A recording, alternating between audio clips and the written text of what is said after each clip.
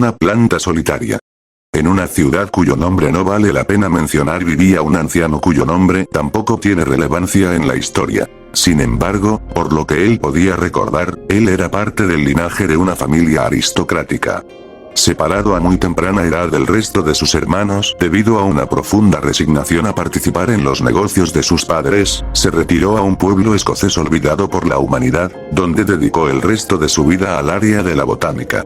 Para él, presumir del precioso jardín donde reposaba una variedad de plantas exóticas detrás de su casa era algo que estaba fuera de discusión, lo hacía cada vez que podía, en forma de frases halagadoras hacia este. Aún así, para él no era un simple objeto que podía ser enseñado a los demás con el fin de ganar popularidad, era una prueba de su amor hacia su trabajo y una conexión permanente con la naturaleza que tanto había anhelado desde pequeño.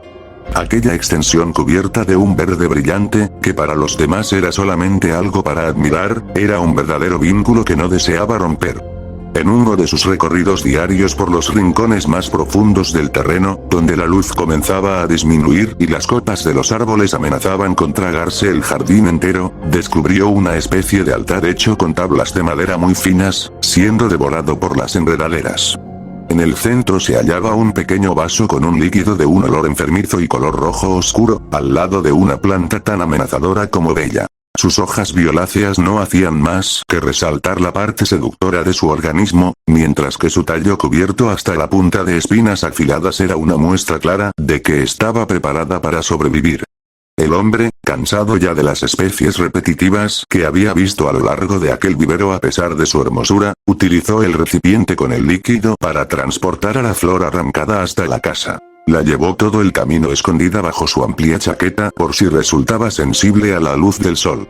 Una vez estuvo dentro de su salón, hecho en su totalidad por la madera de los árboles que limitaban el jardín, se tomó la molestia de buscar en cada libro de botánica que había en su biblioteca la especie a la que aquella planta pertenecía. No hace falta decir que no había registro alguno sobre ella.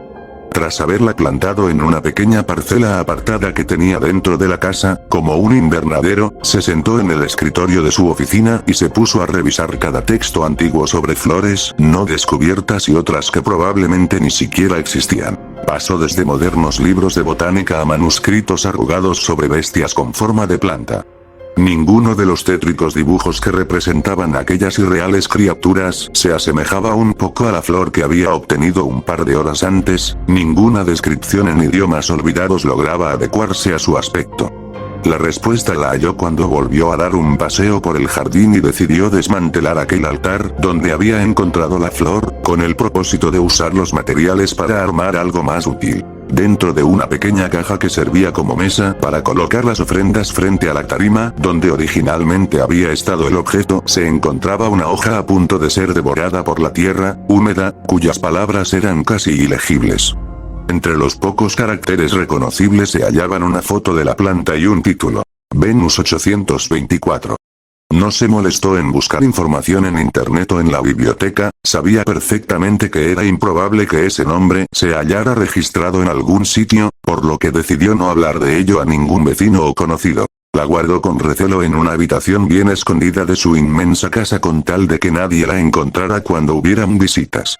Pudo ver con el paso de las semanas el crecimiento casi exagerado de la planta, cómo su tallo se volvía tan fuerte como la madera de roble, cómo sus delicados pétalos se convertían en hojas gigantes y amenazantes. Sin embargo, al mismo ritmo que parecía madurar sin control, notó que estaba comenzando a languidecer. Sus pétalos, que originalmente habían sido de un agradable color carne, habían comenzado a tornarse de un gris oscuro y a perder fuerza, cayendo poco a poco o secándose. El tallo, que había crecido grueso, con un color verde brillante, se pudría por sí solo. El cambio en la planta había sido exagerado, algo que no podía suceder en solo unas pocas semanas. El anciano, desesperado por encontrar algún tipo de ayuda con la que rescatar a su querida flor, recurrió finalmente al lugar donde menos quería buscar: la biblioteca del pueblo. Muy a su pesar, estaba consciente de que allí debía de haber más información sobre botánica que en la suya propia, pero la simple idea de tener que conversar con los vecinos que anduvieran por allí o la misma bibliotecaria le desagradaba. Tomó el abrigo más pesado y oscuro que encontró junto a la puerta, salió y se dirigió al renovado edificio de la biblioteca.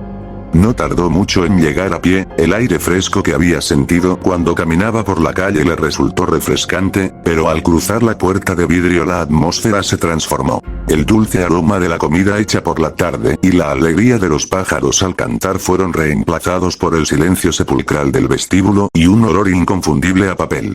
Eso bastó para que el mal humor del hombre regresara, y sus ojos cargados de ira debido a la falta de sueño cayeran poco a poco hasta quedar entreabiertos.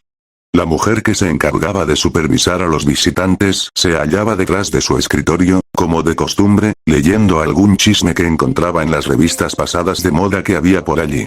El ambiente era enfermizo. El viejo señaló a cada cartel pegado a las inmensas estanterías, buscando alguno que le indicara la sección de botánica. No tardó en encontrarla, se escurrió por el oscuro pasillo y metió en la canasta de paja que había llevado cada libro que hubiera encontrado interesante o contuviera alguna información que desconocía. La bibliotecaria, sumida en su propio universo asqueroso de revistas antiguas, no se molestó en fijarse si el anciano se había llevado algo o no. De vuelta a su hogar, hojeó cada volumen grande que había tomado en busca de cualquier indicio sobre cómo tratar con algo llamado Venus 824, o al menos, la especie a la que pertenecía.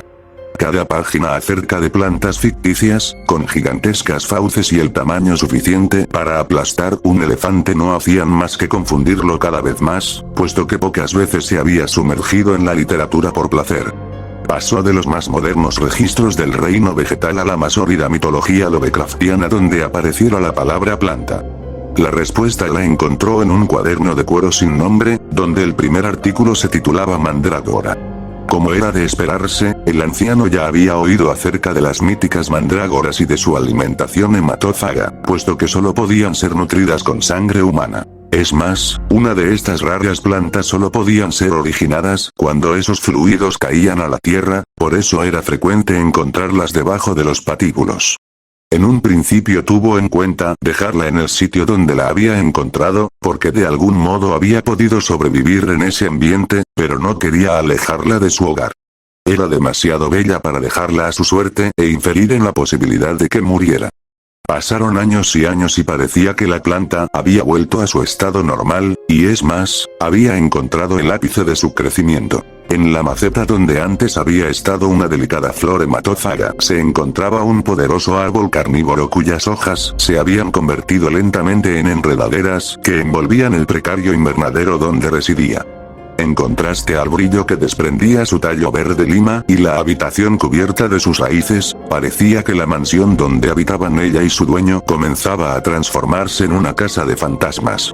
Las paredes de ladrillo blanco que daban un aire medieval habían sido lentamente perforadas por la destrucción, el descuido y las mismas ramas de la mandrágora. Las ventanas habían sido tapiadas con madera, acero y cualquier material que sirviera para que la luz no se filtrara y fuera capaz de dañarla. El mobiliario permanecía casi intacto salvo por el polvo que lo cubría, pero cuando un simple cajón de un armario se abriera, un ejército de ratas invadiría la habitación. Pero la parte más penosa del aire pesado que invadía todos los ambientes era el propietario, cuya vivaz mirada había caído hasta el punto de observar la inmensidad del vestíbulo sin ningún propósito, sentado en una silla mecedora. Se encontraba incapaz de moverse. Sus brazos, que habían sido gruesos debido a su sedentarismo, eran carcomidos por el tiempo, reducidos a huesos y carne arrugada. Su prominente barriga había desaparecido por completo, al igual que su cabello canoso.